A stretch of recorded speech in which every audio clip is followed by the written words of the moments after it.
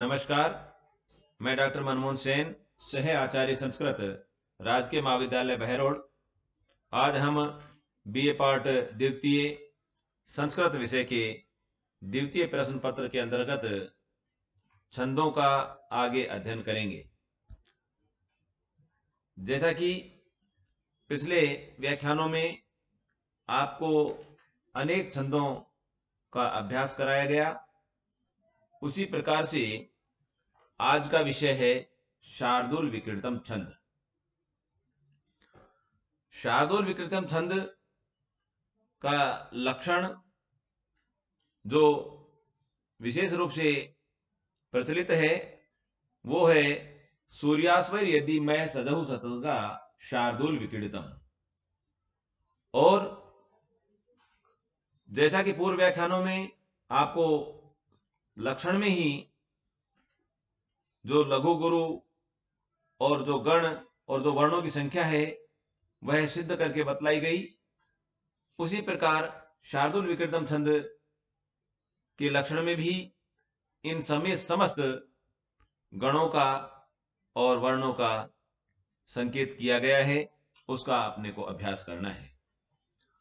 शार्दूल विकृत छंद के प्रत्येक चरण में क्रम से मगण, सगण, जगण, सगण, तगण, तगण और अंत में एक गुरु वर्ण के क्रम से 19 वर्ण होते हैं। 12 और 7 वर्णों पर यति होती है। यति जहां पर लय के लिए, छंद में माधुर्य आदि के लिए, कुछ क्षण के लिए जहां रुका जाता है उसे यति कहते हैं। अब देखिए, वर्णों का जो क्रम होगा वो मगण, सगण, जगण, सगण, तगण और तगण। कुल कितने गण हुए? 1 2 3 4 5 6 गण हुए।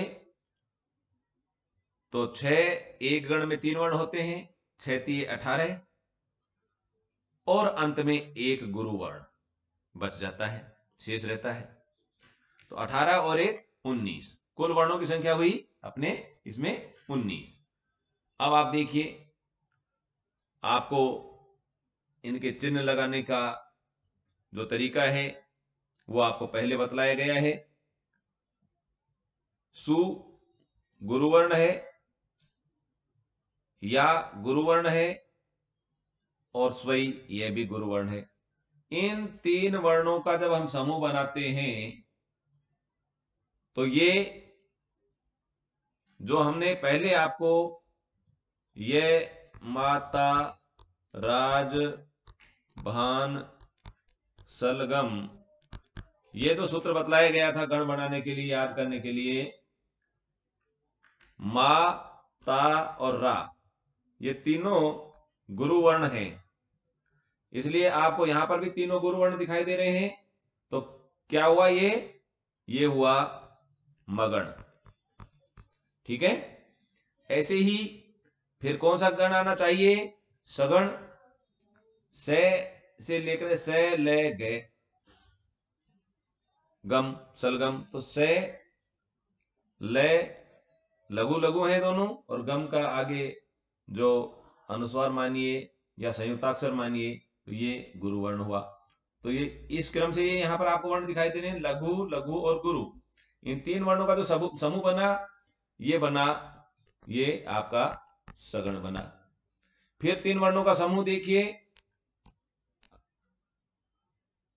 3 वर्णों का बनाइए, पहले चिन्ह लगा लीजिए, फिर 3 वर्णों का समूह बनाइए और फिर लक्षण गठित करके देखिए। एक वर्ण बचा, ये गुरु है, तो ये सगण हो गया। फिर ये माता राजभान सलगम में आप देख रहे हैं जगण। जगण कहां से शुरू होगा? जो कि जय भा ने, 3 वर्ण है, जय भा ने, यानी कि लघु गुरु लघु, इस क्रम से आ रहे हैं। लघु गुरु लघु, ये पहले मगण हो गया, फिर सगण हो गया और अब ये जगण हो गया है। फिर अगला है सगण, फिर से सगण आया है, सगण में क्या होता है? लघु, लघु और गुरु, तो ये आपका सगण हो गया यहां पर। फिर तगण के देखिए, दो तगण आ रहे हैं अंत में, तारा जय, यहां पर आपके लक्षण में देख लो, तारा जय। गुरु, गुरु, लघु, गुरु, गुरु, लघु होता है तीन वर्णों का समूह, तो यहां पर आपके तगण हो गए। दो तगण आपको दिखाई दे, ये भी तगण है और ये भी तगण है। और अंत में एक गुरु वर्ण बचता है, तो ये आपका ये एक गुरु वर्ण हुआ। कुल वर्णों की संख्या 3, या क्रम से एक एक भी गिने तो 1 2 3 4 5 6 7 8 9 10 11 12 13 14 15 16 17 18 और एक ये 19 वर्णों की संख्या हुई 19 वर्ण इस छंद में होते हैं। 12 और 7 पर यति होती है, 12 वर्णों के बाद और 7 वर्णों के बाद इसमें यति होती है, क्षणिक रुका जाता है, विराम होता है। अब ये प्रश्न छोटे छोटे आपकी परीक्षा में जो है, जो बहुविकल्पात्मक प्रश्न होता है उसमें भी कोई प्रश्न पूछा जा सकता है कि कौन से छंद में 19 वर्ण होते हैं, 12 और 7 पर यति किस छंद में होती है, आदि छोटे छोटे प्रश्न भी पूछे जा सकते हैं। तो सब हमें अच्छी तरह से जब उसका लक्षण पढ़ते हैं तो उसे कंठस्थ कर लेना चाहिए, जान लेना चाहिए, समझ लेना चाहिए। अब आते हैं शार्दूल विकृतम छंद के उदाहरण पर, और उदाहरण जो है वह विशेष रूप से हमें यथासंभव अभिज्ञान शाकुंतलम का ही लेना है। तो अभिज्ञान शाकुंतलम का यह उदाहरण आपके सम्मुख प्रस्तुत है, जो कि चौथे या चतुर्थ अंक का छठा श्लोक है। यस्यत्यद शकुंतले इति हृदयं संस्पृष्टम उत्कंठया कंठे स्तंभित वास वृत्ति कलुषत चिंता जड़म दर्शनम वैकलव्यम मम तावदीदृशम स्नेहादरण्योक से पीड्यन्ते गृहण्य कथम नु तनया विशेष दुखै न वै। ये कणु ऋषि के द्वारा कहा गया छंद है, श्लोक है। और अभिज्ञान शाकुंतलम जो नाटक है, सर्वश्रेष्ठ नाटक है, उसका जो चौथा अंक है वह सर्वश्रेष्ठ है। और चौथे अंक में भी जो 4 श्लोक हैं वो अति महत्वपूर्ण हैं, वो इसके मर्म हैं। उसी में एक श्लोक ये है जो आपके सम्मुख उदाहरण के रूप में शार्दूल विकृतम छंद के उदाहरण के रूप में भी प्रस्तुत है। अब आपने इसमें चूंकि जो याश्य ते और ये 3 वर्ण हुए।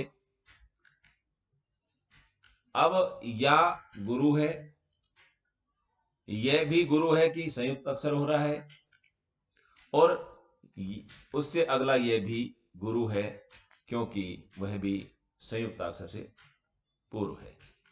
अब इन तीनों के जब आपने 3 गुरु लगाए तो 3 गुरु वर्णों का एक समूह बन गया, और ये आपका जो सर्वगुरु कहते हैं वो है ये आपका मगण बन गया, मगण हो गया। और उससे आगे जब आप देखते हैं लघु, लघु, गुरु, इन 3 वर्णों का जब समूह बनाएंगे तो उसके बाद ये सगण हो गया, सगण। फिर अगले 3 वर्णों का समूह बनाएंगे तब आपके जय भान्य के हिसाब से ये जगण हो गया। फिर 3 वर्णों का समूह बनाइए, ये 3 वर्णों का समूह है, ये पुनः आपका सगण हुआ। इसी क्रम से आएंगे। फिर 3 वर्णों का समूह बनाइए और 3 वर्णों का फिर समूह, ये उससे अगला समूह है 3 वर्णों का,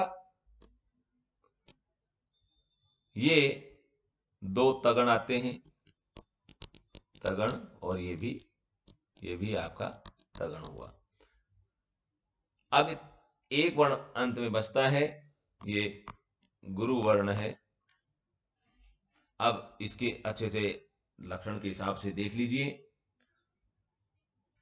कि मगण, सगण, जगण, सगण, तगण, तगण और गुरु। तो कुल वर्णों की जो संख्या है अच्छे से गिन लें, लक्षण में भी आपको बतला दिया गया, इन वर्णों की संख्या होती है 19। अब आपके ये प्रथम चरण में सिद्ध करके बतलाया गया है।